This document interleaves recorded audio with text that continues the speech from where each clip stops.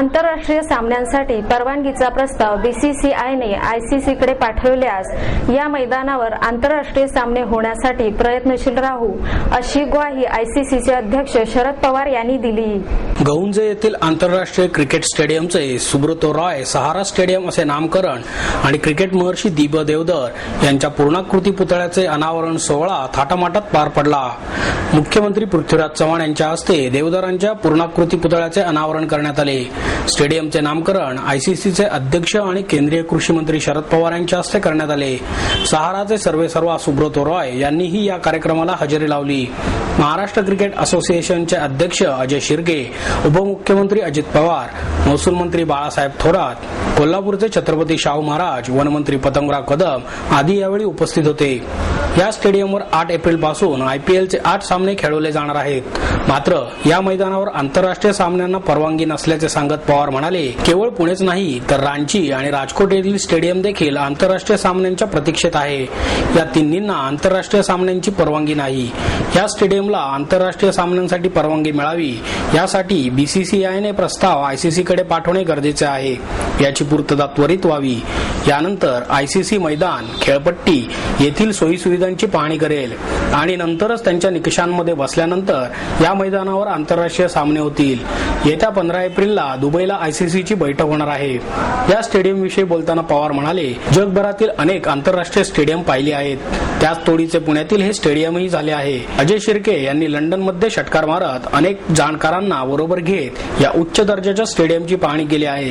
मैदानावरील गवत, वापरण्यात येणारी स्टँड, पावसाच्या पाण्याचा निचरा करणारी आंतरराष्ट्रीय दर्जाची आधुनिक सोय हे सगळे दूरदृष्टी ठेवल्याने शक्य झाले आहे। मुंबईत वानखेडे स्टेडियमपेक्षाही हे स्टेडियम उजवे ठरल्याचेही पवारांनी आवर्जून नमूद केले।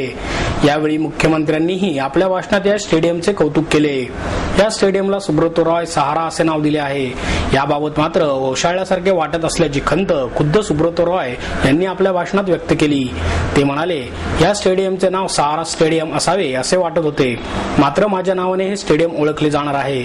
आपले नाव वगळावे आणि केवळ सहारा ठेवावे यासाठी नियमावलीत बदल करण्याची विनंती करण्यात येणार असल्याचेही रॉय यांनी यावेळी नमूद केले। मी ऑस्ट्रेलियामधली स्टेडियम पाहिली, साऊथ आफ्रिकेमधली पाहिली, पाकिस्तान, बांगलादेश, इंग्लंड आणि जगात जी उत्तम स्टेडियम आहे त्याच्यामध्ये ज्या सुविधा आहेत आणि त्याच्यामध्ये जे ग्राउंडचा दर्जा आहे या सगळ्याच्या संदर्भात या देशामध्ये आज कुठं काम केलंय हा प्रश्न मला कोणी विचारला तर मला सांगावं लागेल की पुण्याचं महाराष्ट्र क्रिकेट असोसिएशनचं स्टेडियम, या स्टेडियमचा दर्जा अतिशय उत्तम आहे। अजय शिर्क्यांनी अनेक चक्रा लंडनमध्ये टाकून अतिशय चांगल्या या क्षेत्रातल्या जाणकार आर्किटेक्टना बरोबर घेऊन अनेकांशी विचारविनिमय करून याचं नियोजन केलं की ज्यावेळी पूर्ण होईल त्यावेळी त्याच्या सौंदर्यामध्ये आणखीन भर पडेल। ग्रास म्हणून ओळखलं जातं की अतिशय उच्च दर्जाचं ग्रास ते या ठिकाणी आहे आणि या सबन मैदानामध्ये जी हिरवळ केलेली आहे त्याच्यासाठी मातीचा वापर नाही, हे सबन सँडवर आहे आणि कोकोपीटवर आहे आणि ज्याचा उल्लेख या ठिकाणी केला गेला की या भागामध्ये पाऊस होतो, पण याच्यामध्ये सुविधा अशी आहे की पाऊस किती मोठा आला आणि मॅच चालू असली तर पाऊस थांबल्याच्या नंतर 20 मिनिटांमध्ये या ठिकाणी पुन्हा मॅच चालू होईल आणि या ठिकाणचं पाणी सगळं शोषित करून घेतलं जाईल आणि त्या सगळ्या सुविधा या मैदानामध्ये आहेत। अजय शिर्के आणि त्यांचे सहकारी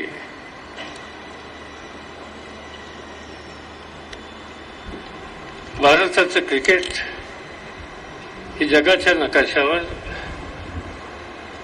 गेले काही वर्ष अतिशय वरच्या स्तरावर देशाचा नावलौकिक करत होते। अनेकांनी त्याच्यामध्ये योगदान दिलं। अतिशय उत्तम खेळाडू या ठिकाणी तयार झाले या देशामध्ये. आणि सचिन तेंडुलकर सारखा सगळ्या विश्वामध्ये विश्व विक्रम करण्याच्यासाठी यशस्वी झालेला खेळाडू हाही भारतीय संघानं आणि या भारत देशामध्ये उपलब्ध झाला. आणि त्यामुळे जागतिक स्पर्धेमध्ये सुद्धा भारताचा विजय आला.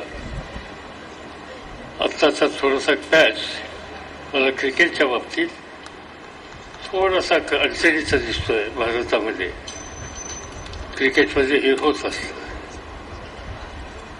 पण आपल्या देशामध्ये एक गोष्ट असते की यश संपादन केलं तर प्रचंड त्याचं कौतुक केलं जातं आणि एक दोन मॅचेस हरल्या तर अडचणी सुद्धा खूप येतात.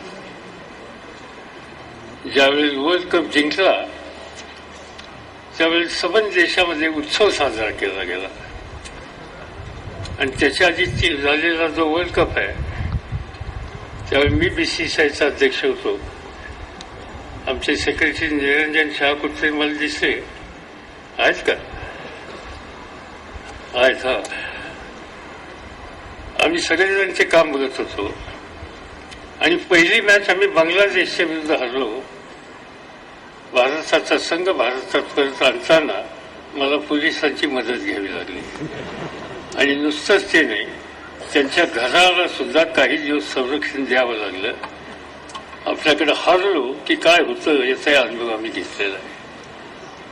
खेळाच्या संबंधी आस्था असलेल्या सगळ्या घटकांना मी एवढंच सांगेन की यश अपयश हे होत असतं.